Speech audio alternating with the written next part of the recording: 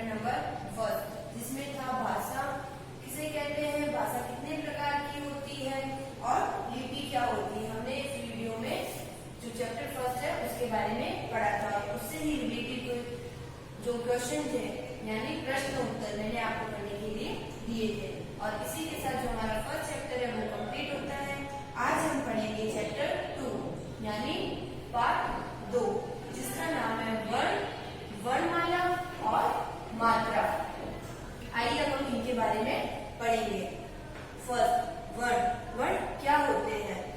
भाषा की सबसे छोटी इकाई जिसके और टुकड़े या खंड नहीं हो सकते हैं वे क्या कहलाते हैं? वर्ण। हमने भाषा तो पिछले चैप्टर में पढ़ी ही थी। तो भाषा की सबसे छोटी इकाई होती है वो क्या होती है? वर्ण, जिसके अब हम कोई भी टुकड़े या खंड को अलग अलग नहीं कर सकते हैं। जैसे ये क्या दे रखा है आपकी बुक में, दो उदाहरण दे रखे हैं, मैं एक आपको समझा रही हूँ। पुस्तक। अब इस पुस्तक दे रखा है उसके हमें टुकड़े करने हैं। जैसे कि पर, सबसे पहले क्या लिख रखा है इसमें यहाँ? पैर। तो पैर के साथ अगर कोई मात्रा जुड़ती है तो अपन जब उसको लिखेंगे तो पैर क्या हो जाएगा? आधा। तो हम इसको पैर को लिखेंगे, नीचे हलत लगाएंगे तो क्या हुआ? पर। प्लस इसमें नीचे किसकी मात्रा लगी है? ऊ की।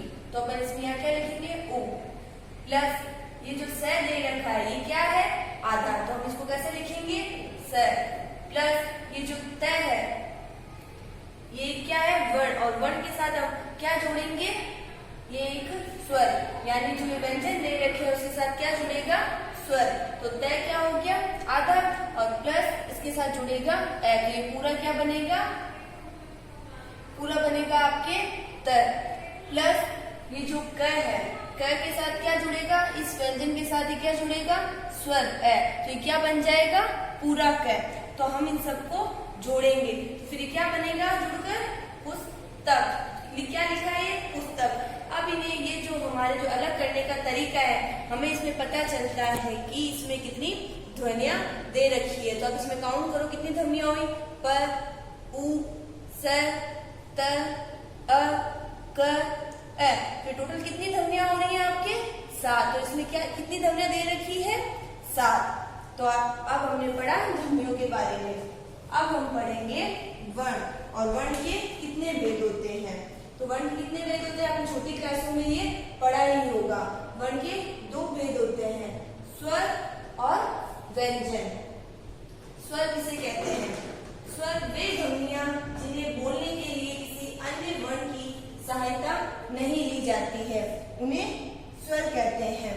और स्वर कितने होते हैं? आपने पिछली क्लासों में पढ़ा है, छोटी क्लासों में स्वर होते हैं 11। और वो कौन कौन से होते हैं? ये रहे ए, आ, ई, उ, री, ए, ऐ, ओ, औ। ये क्या दे रखे हैं? स्वर। और स्वर वे होते हैं जब हम उनकी ध्वनियां बोलते हैं तो उन्हें बोलने के लिए किसी भी वर्ण की आवश्यकता नहीं होती है।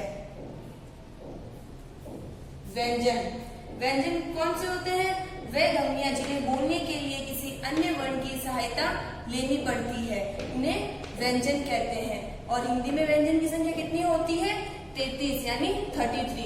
जैसा कि मैंने आपको पहले उदाहरण में बताया था, पैर क्या है? एक व्यंजन। और उसके साथ जब तक अपन स्वर नहीं जोड़ेंगे तो वह पूरा शब्द पूरा वर्ण नहीं बनेगा। इसलिए व्यंजन को हमेशा बोलने के लिए वर्ण की सहायता लेनी ही पड़ती है। और ये जो दे रखे हैं वो क्या है? व्यंजन। और टोटल कितने व्यंजन होते हैं? 33। और ये आपने अपनी छोटी क्लासों में पढ़ा होगा।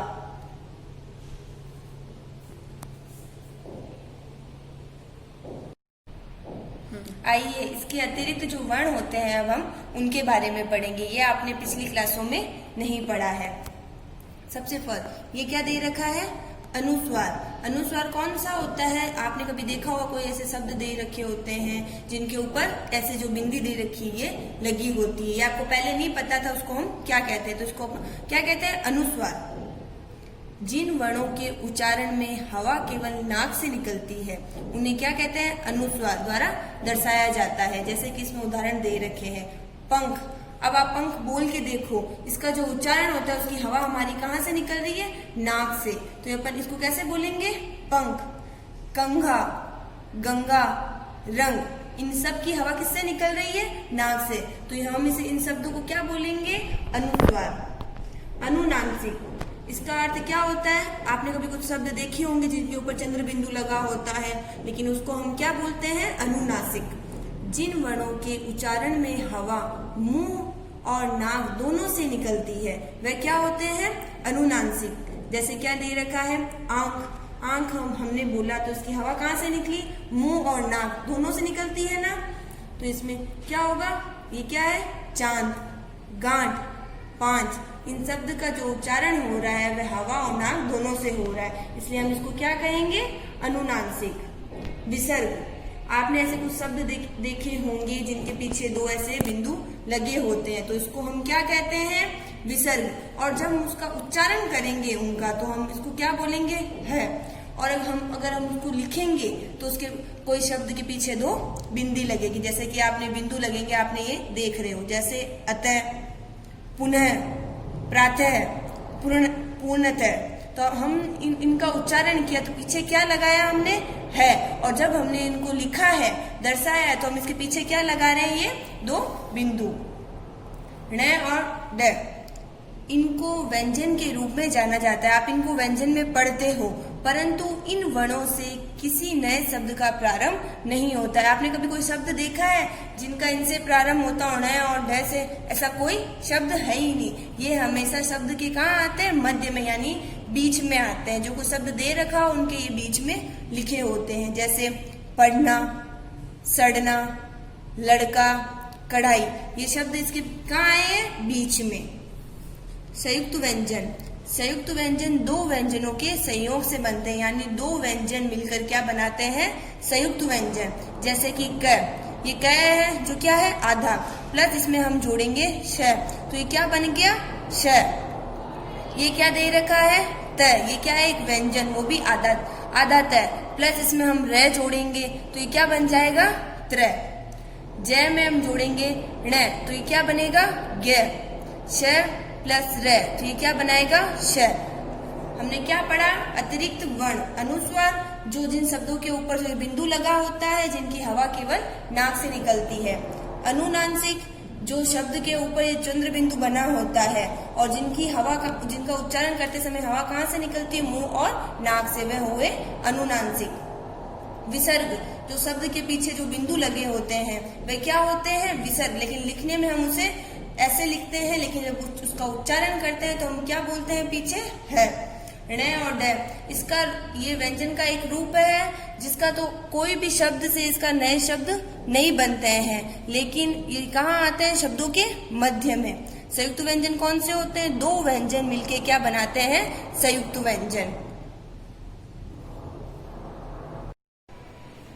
नेक्स्ट, वर्णमाला। अपना अगला टॉपिक क्या है? वर्णमाला। वर्णमाला किसे कहते हैं? किसी भाषा के वर्णों के व्यवस्थित समूह को वर्णमाला कहते हैं। वर्णमाला किसे कहते हैं? जो भाषा के जो वर्ण होते हैं उसका जो व्यवस्थित रूप होता है, वो एकदम सीक्वेंस वाइज, यानी एक जैसे ये लिख रखा है स्वरों के चिन्ह, क्या लिख रखा है? व्यवस्थित समूह में। अगर व्यवस्थित समूह को हम क्या कहते हैं? उसी को वर्णमाला। और प्रत्येक भाषा की क्या होती है? अलग अलग वर्णमालाएं होती है। हिंदी भाषा की वर्णमाला कौन कौन सी होती है? स्वर और व्यंजन। तो हिंदी वर्णमाला में वर्ण कितने होते हैं? एक होते हैं। हिंदी में अलग होता है वर्णमाला और इंग्लिश में अलग होती है। तो हिंदी की जो वर्णमाला होती है उसमें वर्ण कितने होते हैं? टोटल 52, यानी 52। और अंग्रेजी की जो वर्णमाला होती है उसमें वर्ण कितने होते हैं? 26, यानी 26। तो वर्णमाला कितनी हुई? हिंदी और अंग्रेजी में, हिंदी में हुई 52 और अंग्रेजी में 26। नेक्स्ट, मात्रा। मात्रा किसे कहते हैं? स्वरों के चिन्ह जो व्यंजनों के साथ प्रयोग में आते हैं उन्हें क्या कहते हैं? मात्रा। स्वरों के जैसे चिन्ह होते हैं, जैसे ए का तो ए होता है, आ के साथ कौन सी मात्रा लगती है? और नेक्स्ट, फिर होती है छोटी। छोटी की कौन सी मात्रा होती है? ये। बड़ी, और उसके बाद आता है ऊ, उसके बाद आता है बड़ा ऊ। ऐसे करके ये क्या होते हैं? स्वरों के चिन्ह होते हैं। और ये किसके साथ लगते हैं? व्यंजन के साथ। और ये व्यंजन के साथ लगते हैं तो इनका जो प्रयोग होता है उन्हें हम क्या कहते हैं? मात्रा।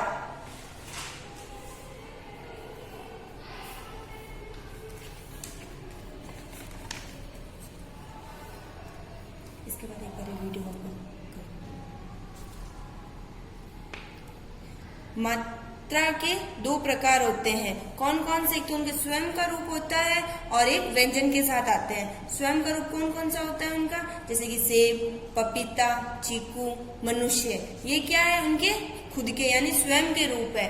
और जो व्यंजनों के साथ आते हैं, जैसे मैंने आपको बताया था अभी, क प्लस आ, ये क्या है? आधा क, और इसके साथ स्वर जुड़ा है तो ये क्या बन गया? का। प प्लस ई, इसके साथ ई जुड़ा है तो ये क्या बन गया? पी।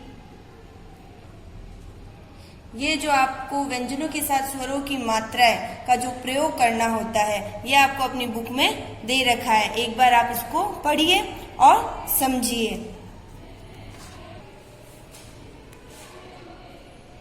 आज मैंने आपको वर्ण किसे कहते हैं, वर्ण और वर्ण के कितने प्रकार होते हैं, वर्णमाला किसे कहते हैं, और हिंदी में और इंग्लिश में कितने वर्णमाला के वर्ण होते हैं, और मात्रा किसे कहते हैं और उनका ज्ञान, ये आपको आज पाठ 2 में समझाया है। आप आज ये पाठ 2 घर बैठकर समझिए। आज यही आपका वर्क है।